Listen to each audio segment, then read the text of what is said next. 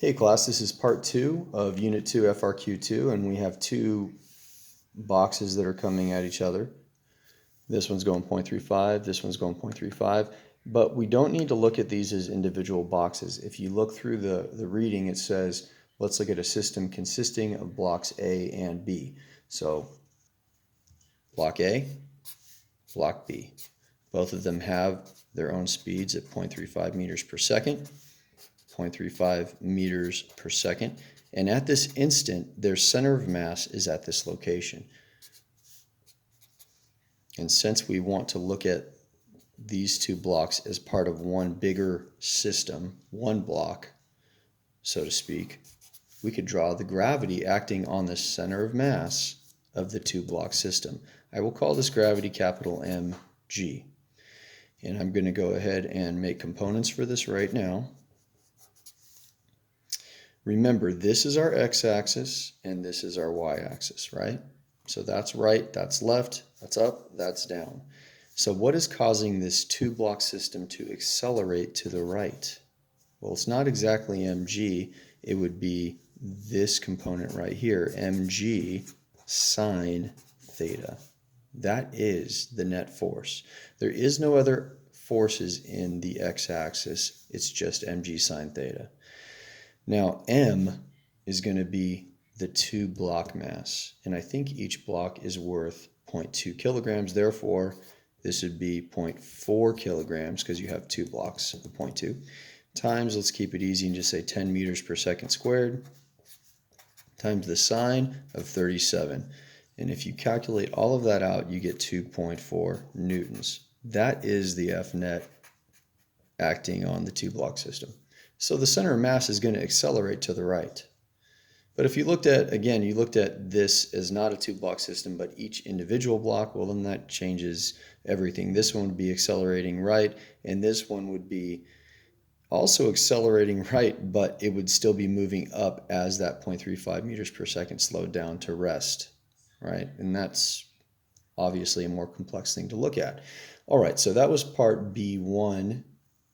Yep, B1, so I'm going to label that B1, and let's look at B2 together, and we'll be done here. At the instant shown,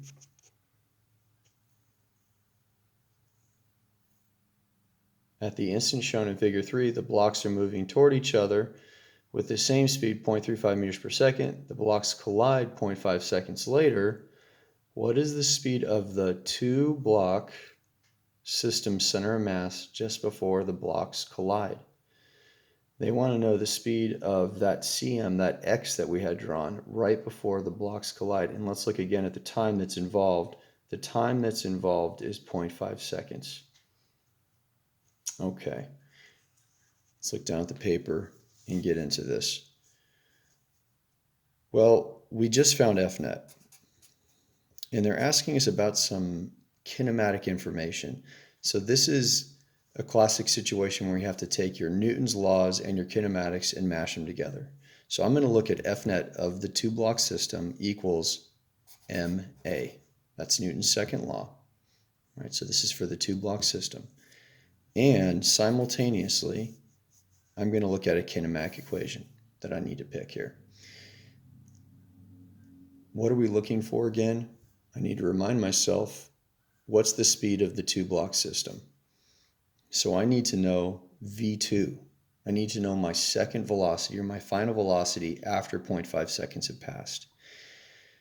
So looking at this equation, I have the mass, that's 0.4, that's easy enough. I have my F net. I could go ahead and find acceleration, right?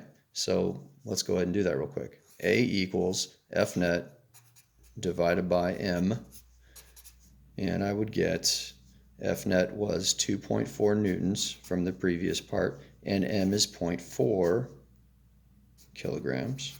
If I calculate that real fast on my calculator, 2.4 divided by 0.4, I get a nice round number of 6 meters per second squared. So now if I'm looking for a kinematic equation that's going to help me out, let's look at what I have given. I have given the following information.